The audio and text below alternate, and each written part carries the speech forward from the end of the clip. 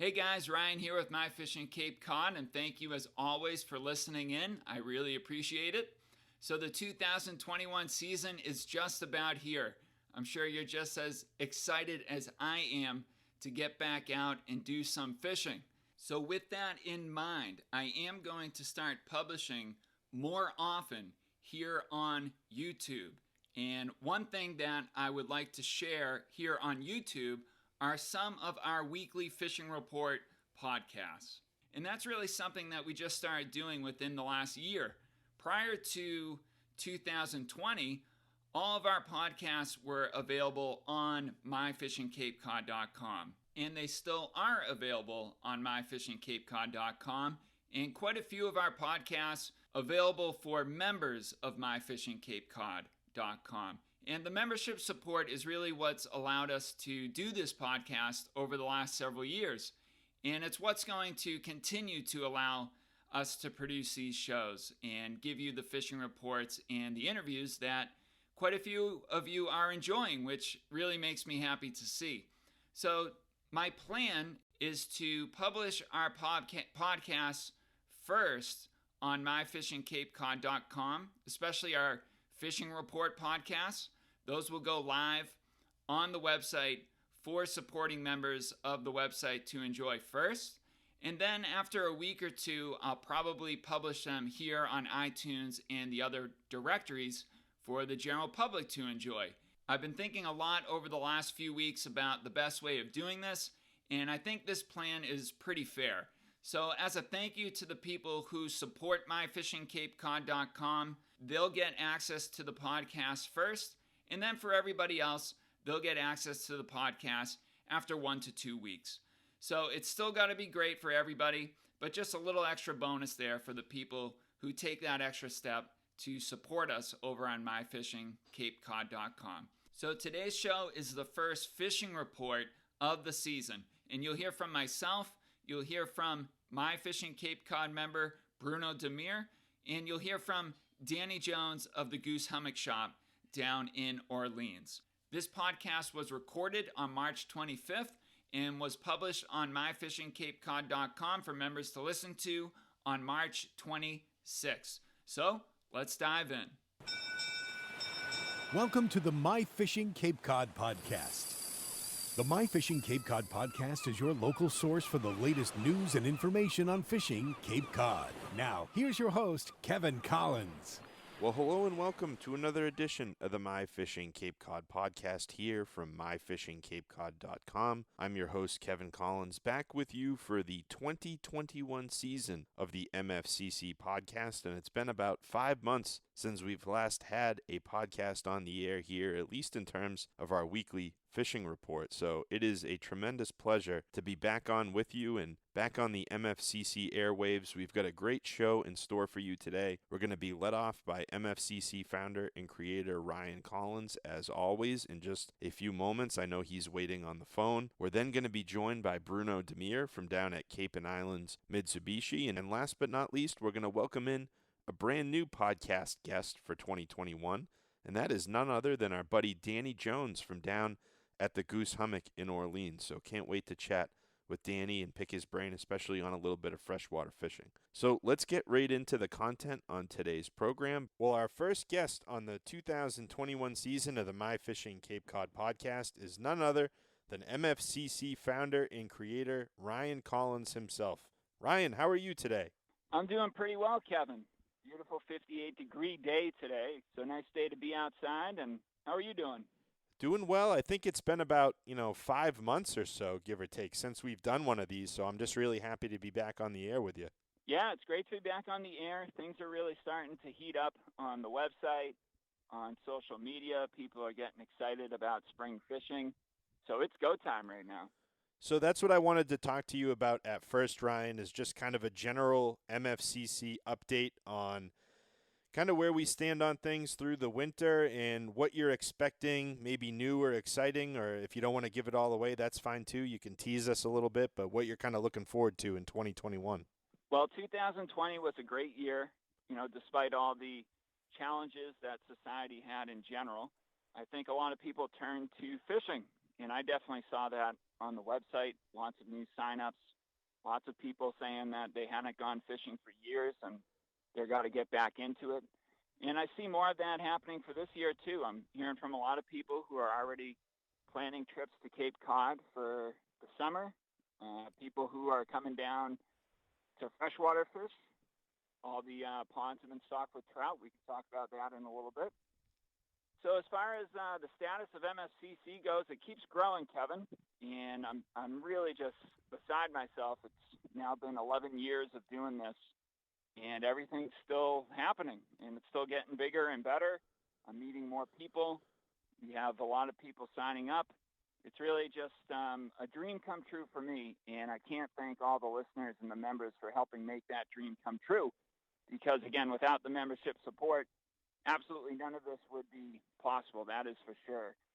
So as far as things that are new, I'd love to keep these podcasts going. Maybe we'll do another one 2 weeks from now, because I don't think there's got to be a heck of a lot of difference between right now and, next week. We're kind of just waiting for things to kick off here.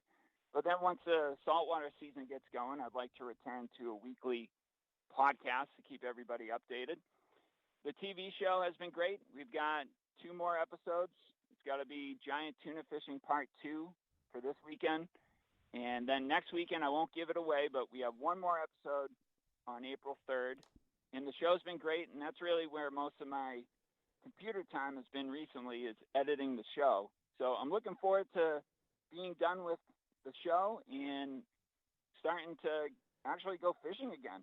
And right now, I'm actually out taking a few casts at a local pond by my house, which feels really good. So I'm looking forward to getting out from behind the computer and actually going fishing a lot more often once the month of April gets going. So I know you dabble this time of year in the spring, Ryan, before the salt water really heats up. I know you get into the freshwater game, as you just alluded to. You're taking a few casts as we speak. I know you targeted yellow perch. I know, you want to talk about trout a little bit. So get into the freshwater stuff. Well, right now I'm just casting a spinnerbait around for largemouth bass, and I just got snagged on a log. So I took my shoes off, rolled my jeans up, went for a little wade into the pond here, and I got my spinnerbait back. So that's always good. But the water is still a little nippy.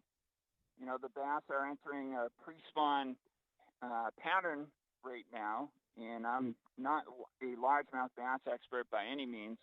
But so far today, I've seen a couple fish. I haven't caught them yet, but I've seen them holding around submerged timber near the shoreline. So maybe later, after I'm done with this call, I'll hook a few. But you mentioned yellow perch, and about a week and a half ago, I got an invite from MFCC member Jeff Coates, who I've been friendly with for a long time. I know you know Jeff. And I went out on his little John boat after yellow perch, and I wrote up a whole blog post about it. So if you're looking for the details, you can check that out. But yellow perch fishing was a lot of fun. They travel around in schools, and if you can get on a school, and if they're biting, it can be pretty fast action. And we use a technique that is probably, I'd have to say, the go-to technique, especially this time of the year. Live shiners with a little weight. We use a 5/16 ounce weight to get it down to the bottom. So the weight is on the bottom. The shiner is about 12 inches up from the weight. And we would just drift and just slowly lift the rig off the bottom, let it go back down to the bottom, slowly lift it up, let it go back down. And we cleaned up on the yellow perch. I brought home 11 of them. They're absolutely delicious eating. It is kind of interesting. They have little worms in them, or at least the ones that I caught did. Nothing that can't be taken care of with a little thing of tweezers or a knife, but it's just very interesting. I guess the worms enter them through the cormorants. So the cormorants are feeding in the pond. I think the cormorants might, defecate in the pond or something like that. And these worms, which are not damaging, I don't think, to the fish, but it's always interesting when you open up a fish and you see these worms. I know cod and haddock have the same issue, but you pluck them out and you're good to go. And they were very delicious fish to eat, that's for sure. and they're very colorful fish. And on Cape Cod and in southeastern Massachusetts, they get quite large, much bigger than average, that's for sure. So there's lots of lakes and ponds throughout the Cape that have yellow perch. They're native, unlike the largemouth bass, which I believe somehow got into the ponds around here during the 1800s. And unlike the trout, which are, of course, stocked, the yellow perch have been in the Cape's ponds for centuries and centuries. So it's an option right now if you're looking to do something different, maybe target yellow perch, bring a couple home, and have a nice fish dinner. Ryan, I know you also wanted to talk very briefly. We'll touch on holdover stripers. It's another activity you can do to kind of bide your time until the saltwater fishing heats up. I know that's something you and I have done all the way dating back to when we were really little kids, going back in inlets and estuaries, kind of searching for holdovers. Have you done any of that or heard of any folks having some success this spring doing that? Yes, I have heard from several My Fishing Cape Codders who have already caught stripers, mostly or definitely holdover fish. We still have probably 1 month, I would say, until we get a school or two of fresh migratory fish coming up from the south. Last year, there were quite a few guys on the website who scored some really nice fresh fish that were coming up from the south during late April. And that was in Buzzards Bay. That's where the first fish were caught last year. But like you said, while you're waiting for the migration to hit this area, you could try the estuaries. And I think there's a lot more estuaries on Cape that have holdovers than people think. And like I've always said, I target places that are usually about a mile up from where the estuary opens into the ocean. So I'm not fishing the inlets. I'm fishing way back in the estuaries. And like I said, I think a lot of the estuaries actually do have fish. And if you have access to a kayak or a boat, that's probably the easiest way of finding the spots in the estuary that do have fish. It is a challenge hiking through the marshes and through the muck. And I will say that low tide has always been easier for me because it's just less water in the estuary. So if they are in there, they'll be more concentrated in the deeper holes. And I've heard people say that they like, bright sunny days for fishing for holdovers because they think it warms everything up. And I think there's some truth to that, but even with the holdovers, I've always done better at night or really early in the morning. It seems like just stripers in general, that's the time to go, and it holds true for the holdovers as well. But once I get this last episode edited and complete, I will probably give it a try during April. The good thing about holdover fishing during April is that they're waking up from their comatose state. So if you go during January or February, they're not moving much. They're pretty much just motionless, sitting in a hole somewhere in the estuary. Whereas during April, I've actually come across mini topwater feeds where the fish are moving around.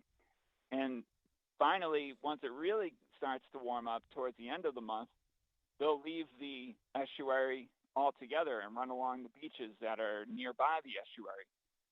So it's just something to keep in mind. I do think if you want to go after holdover stripers, April is probably the easiest month to get them to bite. Let's have a quick little discussion, Ryan, on the canal since we're talking about striped bass, and I know so many of the members and listeners are so very passionate about the striped bass fishery here on Cape Cod. Let's talk a little bit about springtime fishing, the canal, and kind of what to look for. And I know you wanted to touch on the big ditch. Interesting you mentioned that, Kevin, because I got a video sent to me 2 weeks ago of a holdover striper that was sitting in the Borndale herring run, which is pretty interesting. He was actually in the herring run, just sitting there. And I've heard that this fish, or a friend of this fish, was doing the same thing last year. So I don't know if it's the same fish coming back and just kind of living in the herring run. But I thought that was kind of interesting. I have heard from Bull, who used to work at Red Top Sporting Goods. He used to catch stripers in the canal late April, mid-April. I've heard of him catching a few. So I don't know. Those must have been holdover fish that I guess maybe were holding in like Barnstable Harbor or Scorton or Sandwich or some creek, maybe in Buzzards Bay, the rivers in Wareham. And maybe they left those estuaries during mid to late April and started feeding in the canal. Because I have heard mixed reports of people catching stripers here and there in the canal during April before the migration actually hits the Cape. So if you really cannot wait to wet a line, maybe give the canal a try mid to late April, because there could be a chance that you hit one of those rare schools of holdovers that I am hearing rumors about over the past few years. Aside from that, May is really, the time that the canal would get going, and Mother's Day is usually a better bet for better sized fish. Mm-hmm.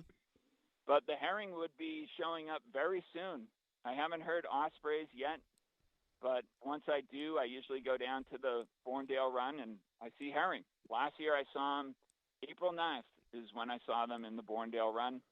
And they may have been there earlier, but I saw them on April 9th. And I haven't heard the ospreys yet, but once I do, I'll be down there giving it a look. Aside from waiting on the stripers in the canal, if you're chomping at the bit, I think maybe giving mackerel a try could be worth an effort, going down to the Scusset Jetty late April, early May, and casting from the jetty there. And winter flounder, I've never done it, but maybe go over to the Sandwich Marina, throw a sea worm or a piece of clam on the bottom towards low tide, where the marina opens up into the canal, and maybe you have a chance at a winter flounder. So that's just me brainstorming. These are all kind of reach ideas right now, but if you're searching for something to do, it could be worth a try. And the last thing I wanted to just kind of talk with you about, Ryan, was your winter trip to Costa Rica. Yes, we did go to Costa Rica, and normally we go to a place called Playa Zancudo, which is on the southwest side of the country, Pacific coast, right along the Golfo Dolce. This year we went across the Golfo Dolce to a place called Cabo Matapalo, which is right on the Osa Peninsula. And it's an amazing place. It's one little dirt road, probably similar to what Cape Cod was like 200 or so years ago. So many animals everywhere. We saw sloths, monkeys every day. And the fishing, of course, it's a great place to be for fishing. It really is. The surf casting at Cabo Matapalo was a little challenging because it was all rocky, as opposed to Zancudo, which is nice and sandy. But the gentleman who owns the place where we stayed at a little Airbnb. Actually, he's not even on Airbnb, but he owns a little house called Toucan Terra. And his name is Van, and he has a little boat out in front of the place, and I was able to go out and catch some yellowfin tuna with him. Caught some snappers, caught some jacks. No big roosters this time. I didn't get a chance to really blog about it because I was editing. Pretty much all my computer energy during that time was being poured into the TV show and editing for the TV show. So I chose not to really focus on blogging about this Costa Rica trip. But we did go, and if anybody is interested in going to Costa Rica next year or the year after, check out Toucan Terra on Cabo Matapalo. It's a wonderful place. All right, Ryan, I'm going to let you get back to fishing. I really appreciate you taking some time out of your little journey today to check in with us, and look forward to the next visit we have on the My Fishing Cape Cod podcast. Sounds good, Kevin. I'll talk to you in probably 2 weeks. Many thanks to MFCC founder and creator Ryan Collins. We're going to turn our attention now to guest number 2 on today's podcast, and that is none other than our good buddy Bruno Demir from down at Cape and Islands, Mitsubishi. Bruno, how are you today? What's going on, Kevin? Hello, MFCC. I'm just starting to thaw out and get the icicles off my nose hairs and looking forward to another season. Yeah, I just wanted to ask you before we get into the fishing real quick, Bruno, how your winter was, how things were down at Cape and Islands Mitsubishi as we head into the spring. Yeah, we had a phenomenal finish and a strong start this year. Winter was great. We got to do a lot of skiing and, spend some time with the family next to the fireplace. So the first thing I wanted to get into today, Bruno, is river herring, something you and I haven't talked a ton about in all our time doing the podcast together, but rumor has it they've probably already started trickling into Cape Cod streams and rivers. I know that you're always keeping an eye out for these river herring from talking to you from time to time. Tell us a little bit about what you're looking for and what you've seen so far. Yeah, so I live in Brewster, and, obviously I work in Yarmouth. So every morning I drive through Stony Brook Mill to get to work. And every year as I start getting closer and closer to the mill, I cross my fingers and say a little Hail Mary, hoping that I'm going to see seagulls. And for me, the season starts every year as I'm heading into work in the morning. As soon as I take that turn and get to Stony Brook Mill, if I see 400-500 seagulls all piled up, swimming around and flying around, I know the herring run has reached mid-Cape. And once they hit mid-Cape, it's pretty much the season's on. That's when I know it's time to get out there and start having some fun. Bruno, I'm guessing you haven't seen that quite yet so far in March. Like, do you have a ballpark idea of when that usually happens, when you really start to see the signs of the herring moving in thick? I've noticed it's usually based on water temperature more than anything. Yep. I know that the south side right now is still at 40 degrees, so that's still kind of cold. If I remember right, around 48, 50 is 50 degrees. That's when I think I see them around then. So I think if we continue to have this 55, 58 degree weather, and the south side and the sound starts warming up. I mean, just the other day it was 38 degrees. I would say any day now in the next couple of weeks we're going to start seeing the herring coming through. And speaking of kind of bait fish, we're talking about herring. How about squid, Bruno? So now that's great. So this is going to be an interesting year because the last week of April and the first 2 weeks of May is when the squid start coming into the sound off of Hyannis. And it's a great fishery, couple 5-gallon buckets full of squid for some delicious calamari. And also, they make great bait, right, for fluke and sea bass in the spring. So that's usually the first couple weeks of May. But this year is very different because we're going to have a full moon in the last week of April. So, and the reason the full moon's so important is squid love to bite on a full moon, and that's when the tide's the strongest, and that's when the bite is on. And it's a short fishery. It's going to last you 2 to 3 weeks because right behind it is the stripers and the bluefish that come in, and that pretty much kills that party. So this should be an interesting year, and as the water warms up, I think the squid fishery is going to start off early this year in April. So let's get into your wheelhouse here, cod and haddock. I know that you're an avid haddock fisherman. I know that that's a big springtime thing for you and your family. Let's get into talking about some springtime cod and haddock, the where, the when, the how. I know we're a little bit early, but I want to get folks excited for that fishery. Yeah, sure. I think, haddock historically has been a great fishery on stellwagen. For whatever reason, the last 2 years, it hasn't been that way. For the last 2 years, there was a good amount of haddock right in Cape Cod Bay off of kind of by you, off of Duxbury and Plymouth. Yep. And right in 80 feet of water, that's kind of where the haddock have been coming every year for the last 2 years. So it'll be interesting to see if they stick around stellwagen or if they come all the way down Cape Cod Bay this year. And that's usually starting right around Easter. So again, it's based on water temperature, but I would say in the next week or two, the haddock are going to start coming around our way. And when will you splash your boat, Bruno, and start snooping around?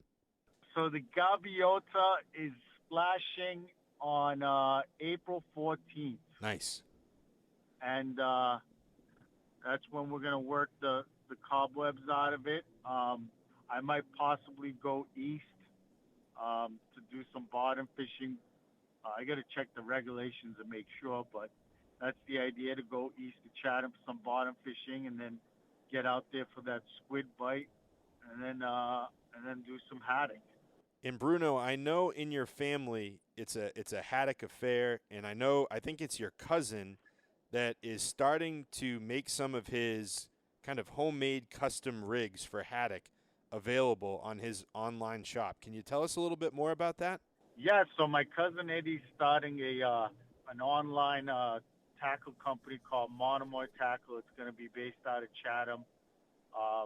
He's not going to have a big store, so the nice thing about that is he's offering, personal hand-tied cod and haddock rigs that we've been using since back from my uncle's days, back before we had great white sharks and seals on the Cape. Yep. I mean, this goes back, and these rigs have always worked for us. These are the rigs that we use when we go east to Chatham or haddock fishing up the Stellwagen. And it's a limited supply because he ties them by hand. But as soon as that launches, I'm going to let all the members know where they can get them before he runs out. Absolutely. We'll have to get the website and everything, up on the podcast so everybody can go take a peek at those. Bruno, until we get that hot kind of spring fishing bite, the haddock bite, there's other things that you can do here to kind of satiate, your fishing appetite around Cape Cod. I know one of the things you wanted to chat about today and touch on real quick was winter flounder as well. Yeah, as you start getting into, May, the blackbacks, winter flounder, have really bounced back in Cape Cod Bay from previous years. And it's a great fishery if you can get out into Cape Cod Bay and find yourself a mussel bed. Mussel works great as bait for those. And there's some spots out in Cape Cod Bay where you can find those winter flounder up to 17 inches.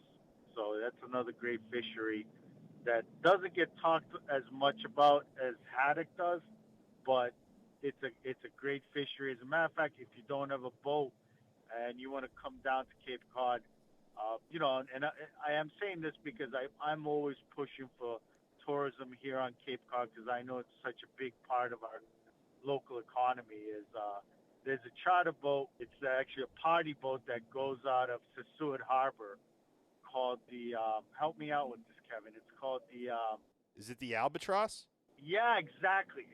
So that's a great family-owned business, very good place to go with your kids, and they're relatively inexpensive. So, if you don't have a boat and you want to do some flounder fishing, that's your best bet on Cape Cod when you guys come down and stay here and check out our beautiful little island. And two other things, Bruno, that folks can do that I know you wanted to talk about until the saltwater game really heats up, and one being holdover stripers that folks can kind of look to target that are still around here if you dig deep enough in Cape Cod, and the other is the freshwater fishing we have on Cape Cod. Yeah, you know what? I was talking to my friends down at Riverview Bait Shop in Yarmouth, and they were talking about how guys are getting a consistent striper up to 18 inches upriver on the south side of the Cape. And also, I got to tell you, if you want to look at freshwater bite with the trout right now, especially inside some of these smaller kettle ponds, from what the guys were saying down in Riverview, is fantastic right now because the smaller kettle ponds are warmer, so you're getting a nice trout bite, nice smallmouth bass bite, and then you got some decent brook trout right inside in the park over in Brewster at the Nickerson Park. Well, those are certainly outstanding options, Bruno, to kind of whet the appetite for our upcoming saltwater fishing season. I want to thank you for kind of being back on board with us this year, doing the fishing reports, and I'm really excited for the summer to come, my man. Yeah, I can't wait. We'll see you guys out there. If you see me out there, everyone on the forums, I think, knows at this point shout, and we'll see you out there. Tight lines. Well, next up on today's edition of the My Fishing Cape Cod podcast is Danny Jones from the Goose Hummock Shop down in Orleans. Danny, how are you this morning? Very good, thank you. How are you? Good. It's a little foggy up here in Plymouth where I am. Is it pretty foggy down Cape, or is it clear down in Orleans? No, we got a little bit of fog over Town Cove here, but the wind is gusting pretty good here. We got 20 to 25 mile an hour winds, so typical spring day here on Cape Cod. So we're a little bit early in the season to talk about saltwater fishing. So one of the reasons we like to bring our friends from the Goose Hummock in is to talk about freshwater fishing and the opportunities that Cape Cod presents with not only its rivers, but all the kettle ponds. Have you got a chance to do some freshwater fishing this spring? I have. I've been out a few times over the weekends on my days off. The state of Massachusetts started their annual stocking program the first week of March.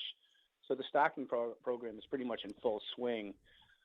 I've been over to Cliff Pond, Little Cliff, inside Nickerson State Park. The first stocking they did was around the brook trout, which were some nice brook trout they put in up to 2-3 pounds. So I got into a few of those with some of the guys here from the shop. And now they stock some rainbow trout as well. So that's pretty much in full swing. Can you talk a little bit about what baits have been successful for you, or what baits have been going pretty well in the shop so far this spring?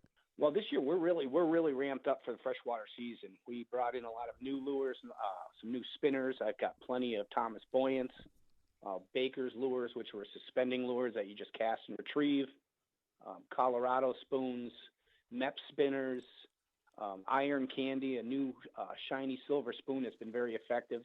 I'll have those up in the store here by the end of the week. So we've got a wide variety of different spoons. And we have freshwater bait as well. You know, we have plenty of trout worms, night crawlers, and shiners. Just a few weeks ago, I had an opportunity to be fishing one of the ponds, fishing shiners, and I caught the biggest brown trout of my life. It was 9 pounds, 2 ounces. So it was a beautiful fish. So can you talk a little bit about the largemouth and smallmouth bass fishing as well? I know that we're, pre-spawn for largemouth and smallmouth, but maybe a little bit of intel or info on how to best target those fish this time of year or as we move into April? Yeah, with the largemouth bass, we should start seeing some schoolie herring starting to show up in some of the ponds coming in from the ocean. So the largemouth bass are going to start moving into some of the shallow water, typically on the south side where the sun shines longer. I know Ian McPartland, one of my employees here, he got a 5-pound largemouth down at Peters Pond just a few days ago, actually on a Baker's lure when he was casting for trout. The smallmouth I haven't heard too much. They're probably still in a little bit of deeper water, 15 to 20 feet. But with each day with warmer water temperatures, both of those fisheries are going to get better and better. Let's talk about shell fishing real quick, Danny. I know that's something that I really picked up during the quarantine during coronavirus last year. I went out and got my shell fishing license for the first time ever. I did a lot of digging for steamers. I did some cohogging. I collected mussels. Let's talk about the Goose Hummock and shell fishing. I know Phil, when he was on last October with me, he really wanted to talk a lot about all the different things that you guys offer your shell fishermen down on Cape Cod. Yes, we do carry the RA rib rakes, which are made locally here in Harwich. I've got at least 12 to 14 different styles.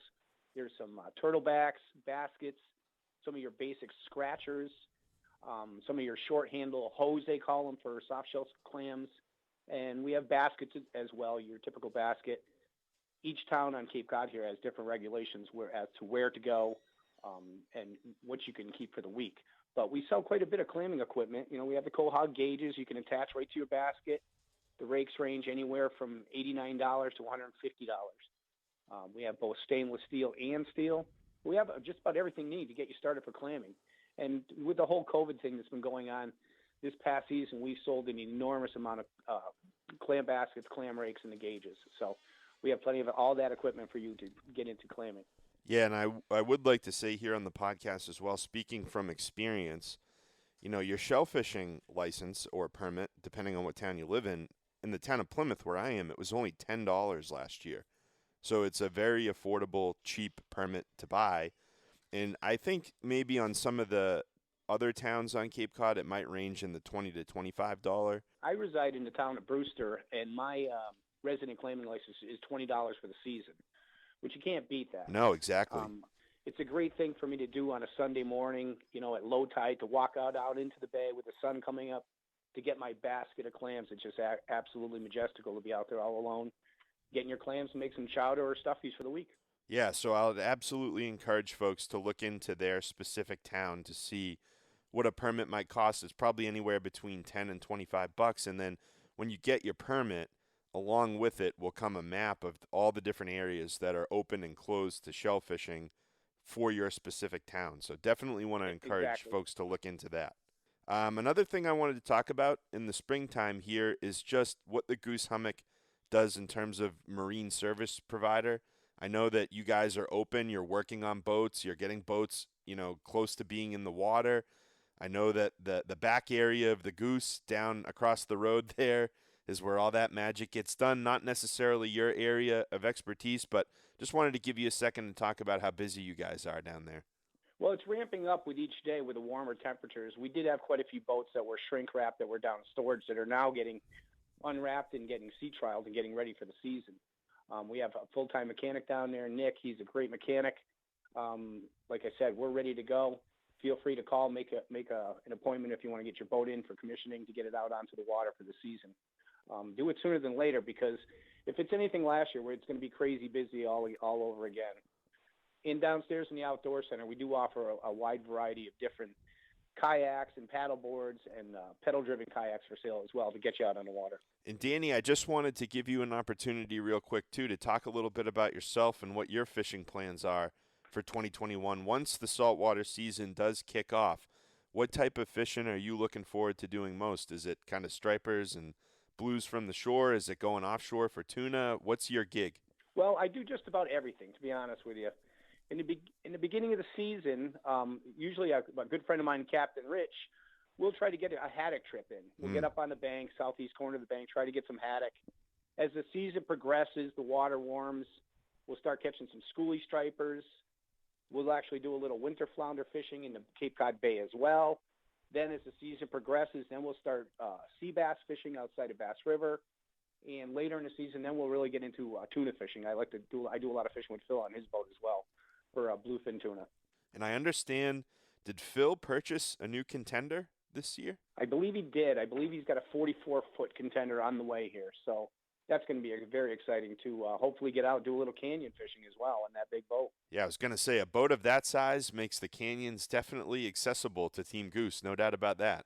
Exactly. Well, Danny, I really appreciate you taking the time to visit with us on this week's edition of the My Fishing Cape Cod podcast. It was a pleasure to meet you, and hopefully we can get you on the show later in the year. Excellent. Sounds good. A pleasure talking to you, and you have a great day. Thanks to Danny Jones from the Goose Hummock Shop down in Orleans. It was a pleasure getting to meet Danny and welcome him into our little podcast family here at My Fishing Cape Cod. And that's going to put the wraps on this first edition for 2021 of the My Fishing Cape Cod podcast. Want to give a quick thank you to all of our guests that joined us on today's program, starting off with MFCC founder and creator Ryan Collins. Then was Bruno Demir from down at Cape and Islands Mitsubishi. And last but not least, you just heard from first-time podcast guest Danny Jones down at the Goose Hummock in Orleans. So that's going to do it for this week's edition of the MFCC podcast. And like Ryan said off the top of the show, we hope to speak with you again in the near future in the next 1 to 2 weeks. So until then, this is your host, Kevin Collins, signing off. Tight lines and take care. Thanks for tuning in to the My Fishing Cape Cod podcast. For the latest local news, information, and fishing reports, be sure to log on to myfishingcapecod.com. From all of us at My Fishing Cape Cod, tight lines and take care.